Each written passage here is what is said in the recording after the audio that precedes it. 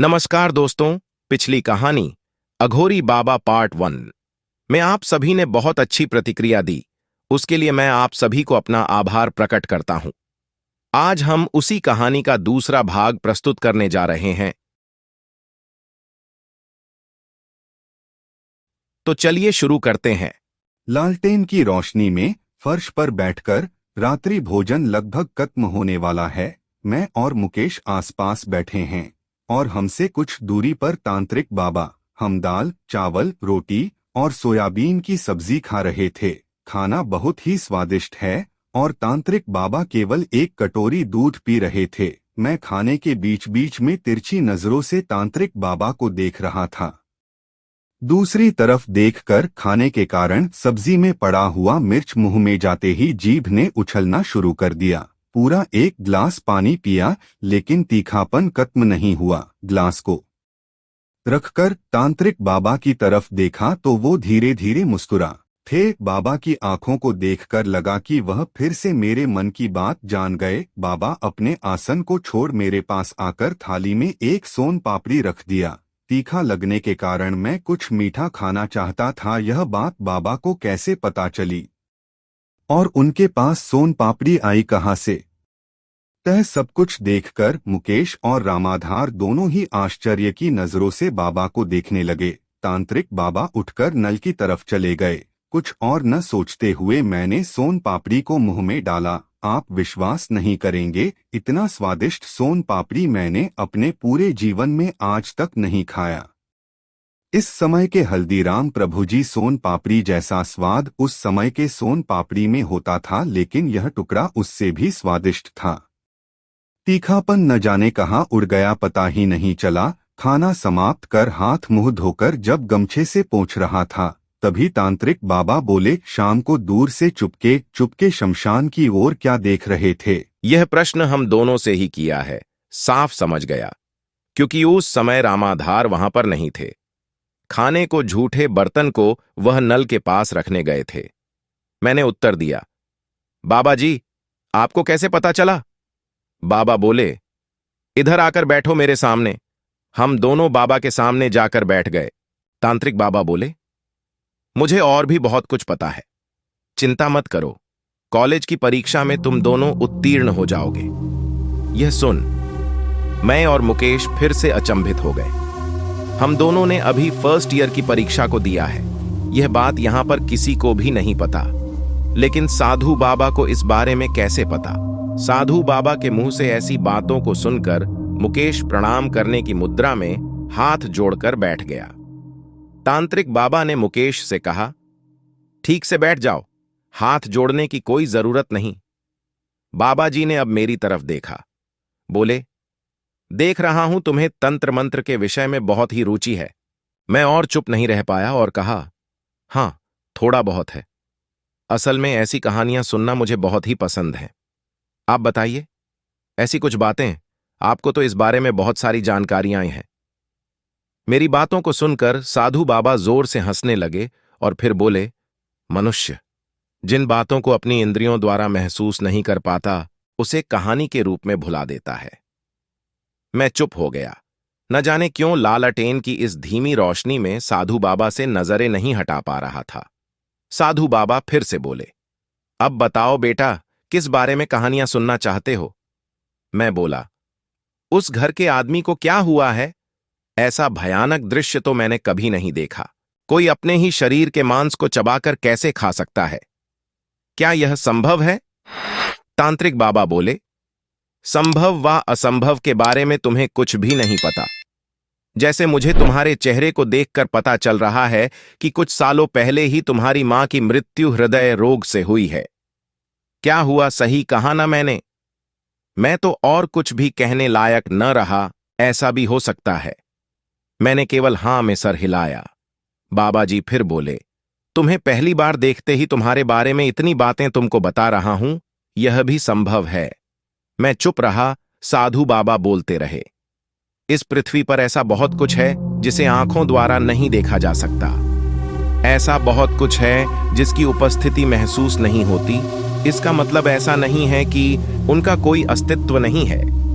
मनुष्य की एक भूल है कि वह जिस बारे में नहीं जानता उसे गलत व अस्तित्वहीन बताने लगता है, लेकिन वे कभी यह स्वीकार नहीं करेंगे कि उनका ज्ञान का भंडार बहुत ही कम है।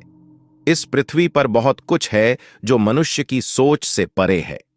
इस बात को सुनकर मुझे याद आया, विलियम शेक्सपियर ने भी ऐसा ही कुछ कहा था। साधु बाबा अब मुकेश की तरफ देखकर बोले, डरो मत बेटा, जब तक तुम्हारे सामने तांत्रिक रुद्रनाथ अघोरी बैठा है तब तक निडर रहो। नकारात्मक बुरी शक्तियां तुम्हारा कुछ भी नहीं कर सकती। तुम्हारा मन अभी तक पवित्र है, मन में भक्ति, श्रद्धा व प्रेम सब कुछ विराजमान है। मन में दूसरों के लिए प्रेम हमेशा बचा कर रखना। मेरे गुरुदेव की एक बात आज भी मेरे मन में लकीर की तरह खींचा हुआ है। उन्होंने मेरे सर पर हाथ रखते हुए कहा था कि रुद्रनाथ, प्रेम से बड़ा कोई तंत्र नहीं। प्रतिशोध व हिंसा एक दुष्ट आत्मा भी कर सकती है, लेकिन जो मनुष्य को माफ करना जानता है, मनुष्य से प्रेम करना जानता है, उससे पवित्र आत्मा और कोई भी नहीं। मैंने साधु बाबा से पूछा, क्या अब आपके गुरुदेव जिंदा नहीं हैं? साधु बाबा बोले, मेरे गुरुदेव सभी जगह पर है। बहुत सारी पवित्र आत्माओं में वह आज भी विराजमान है।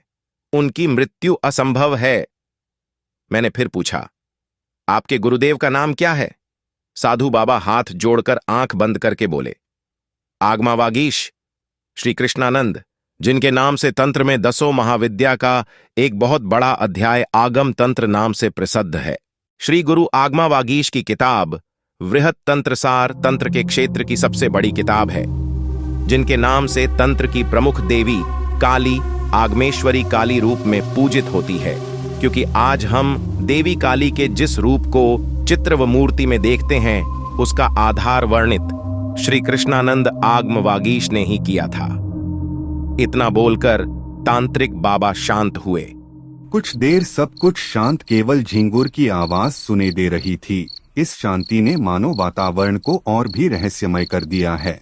मैंने थोड़ा डरते हुए बोला, अच्छा बाबा जी, उस घर के आदमी को क्या हुआ है? इस बारे में आपने नहीं बताया। साधु बाबा एक गहरी सांस लेते हुए बोले, इसके ऊपर एक भयानक प्रेत आत्मा का साया है। तंत्र की भाषा में हम इसे पिशाच योनि की आत्मा कहते हैं। ऐसा मान लो कि यह एक भयानक पिशाच है और यह जिसकी भी आत्मा को अपने कब्जे में कर लेती है, उसके शरीर के पूरे खून को चूसकर कंकाल रूपी शरीर बनाकर छोड़ देती है। मृत्यु के बाद उसकी आत्मा भी पिशाच प्रेत में बदल जाती है। ऐसे आत्मा कभी भी जन्म नहीं लेते, केवल दुष्ट प्रेत रूप में विचरण करते रहते हैं। पूरी पृथ्वी पर इससे छुटकारा पाना बहुत ही कठिन है। जिसके ऊपर इसका साया होता है, उसकी मृत्यु न होने तक यह पिशाच उसे नहीं छोड़ता। ज्यादा से ज्यादा 5 या 6 दिन के अंदर मृत्यु निश्चित होती है। उसके बाद कंकाल रूपी प्राणहीन शरीर के अलावा और कुछ भी नहीं रहता। यह सब कुछ सुनते हुए मैंने अनुभव किया कि मेरे शरीर के रोए खड़े हो गए थे। साधु बाबा से मैंने फिर एक प्रश्न किया, आप इनके घर को छोड़कर किसी दूसरे के घर में क्यों रहने के बारे में कह रहे थे?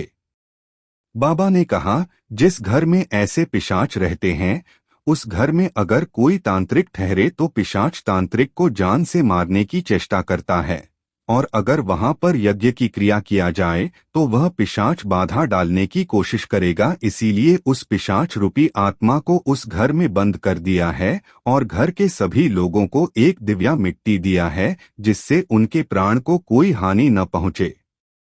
वहां पर न रहने का एक और कारण है कि जिस भूमि पर अपवित्र आत्मा व प्रेत रहते हैं, वहां पर यज्ञ नहीं किया जा सकता। बहुत सारे नियम है, तुम्हें वह सब समझ में नहीं आएंगे। मैं बोला, फिर भी थोड़ा सरल भाषा में बताइए जिससे हम समझ सके। मेरी बात को सुनकर तांत्रिक बाबा कुछ देर मुझे देखते रहे, शायद 4-5 सेकंड, लेकिन मुझे ऐसा लगा मानो 5 मिनट। फिर तांत्रिक बाबा बोले, ठीक है, फिर सुनो, तुमको सब कुछ समझाकर बताता हूँ। 10 महाविद्या नामक एक विद्या है जिसमें मातृशक्ति के 10 रूपों को 10 प्रकार की पद्धति से आराधना की जाती है। यह बहुत कठिन क्रिया है, किसी किसी क्रिया में सिद्धि पाने के लिए शव साधना भी करना पड़ता है, अर्थात मृत देह के ऊपर बैठकर पवित्र शमशान भूमि में पूरी रात साधना करना। इन्हीं 10 महाविद्या की छठी महाविद्या है देवी त्रिपुर भैरवी की साधना। बहुत ही उग्र होती है। जीवन पथ की समस्त बाधा, चाहे वह भूत, पिचाश, गृह बाधा अथवा कार्यसिद्ध संबंधित बाधा, यह सभी बाधाएं खत्म हो जाती हैं। देवी त्रिपुर भैरवी की साधना करने पर किसी भी वस्तु की आविष्कार व निर्माण तथा लक्ष्य प्राप्ति में भैरवी साधना संघर्ष तत्वों के साथ जुदा हुआ है। किसी भी लक्ष्य या लक्ष्य की पूर्ति के लिए कुछ अवस्थाएं होती हैं। प्रथम अवस्था है शून्य हो जाना, द्वितीय है कल्पना, तीसरी है उस कल्पना को वास्तविकता में करने का आकर्षण, चतुर्थ है उस कल्पना को पूर्ण करने का निश्चय और पांचवा है समस्त विधि द्वारा लक्ष्य को निर्माण या उसे पूर्ण करना। निर्माण व पूर्ण के लिए जो संघर्ष करना पड़ता है वही है भैरवी। प्रत्येक व्यक्ति किसी न किसी लक्ष्य की प्राप्ति के लिए हमेशा व्यस्त रहते हैं। इस पृथ्वी पर कहीं न कहीं पर संघर्ष चलता रहता है। संघर्ष जीवन के प्रत्येक परिस्थिति में होता है। हमें जीवन में कुछ भी पाने के लिए अपने पूरे शक्ति को इकट्ठा करके संघर्ष करना पड़ता है। प्रत्येक विघ्न, बाधा व मुश्किल को पार करने के लिए जिस संघर्ष को हमें करना पड़ता है वही भैरवी महाविद्या का स्वरूप है। भैरवी महाविद्या ऐसा ही एक स्तंभ है जो पृथ्वी के सभी संघर्ष में सामान्य रूप विराजमान है। पृथ्वी पर जितने भी निर्माण व विध्वंस होता है उसमें भी सकारात्मक और नकारात्मक रूप में संघर्ष रहता है। देवी त्रिपुर भैरवी महाविद्या को समझने वाले साधक संघर्ष के महत्व व शक्ति को जानता है, लेकिन देवी की साधना बहुत ही कठिन है। यही महाविद्या देवी त्रिपुरा भैरवी के यज्ञ को मुझे करना होगा, जो इस पिचाश रूपी नकारात्मक शक्ति को दूर करके सकारात्मक ऊर्जा द्वारा उसका प्राण बचा लेगी। इतना सब कुछ बताकर तांत्रिक बाबा शांत हुए। हम उनकी बातों को सुनते हुए लकड़ी के गुड्डे के जैसे हो गए थे। स्कूल, कॉलेज में किए गए साइंस के क्लास मानो इसके सामने कुछ भी नहीं। कुछ देर शांत रहने के बाद मैं बोला, आप कब शुरू करेंगे त्रिपुर भैरवी यज्ञ? तांत्रिक बाबा ने बताया, आज रात 12 बजे के बाद मंगलवार शुरू होगा। रात 2 बजे से शुरू होगा मेरा यज्ञ और रात 3 बजे से सुबह 5 बजे के ब्रह्म मुहूर्त के बीच मुझे यह यज्ञ संपन्न करना होगा।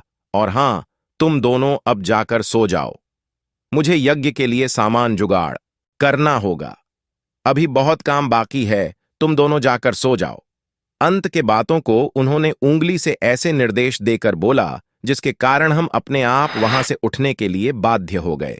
मन ही मन तांत्रिक रुद्रनाथ अघोरी की तारीफ किए बिना नहीं रह गया। हम दोनों कमरे में जाकर लालटेन बुझाकर लेट गए। मैंने मुकेश से पूछा, क्या हुआ भाई, डर तो नहीं लग रहा? मुकेश बोला, कोई डर नहीं है भाई, घर के अंदर एक ऐसे व्यक्ति के रहने से साहस की अनुभूति हो रही है। मुझे भी। यही अंतिम शब्द। उसके बाद कब नींद आ गई मुझे पता ही नहीं चला।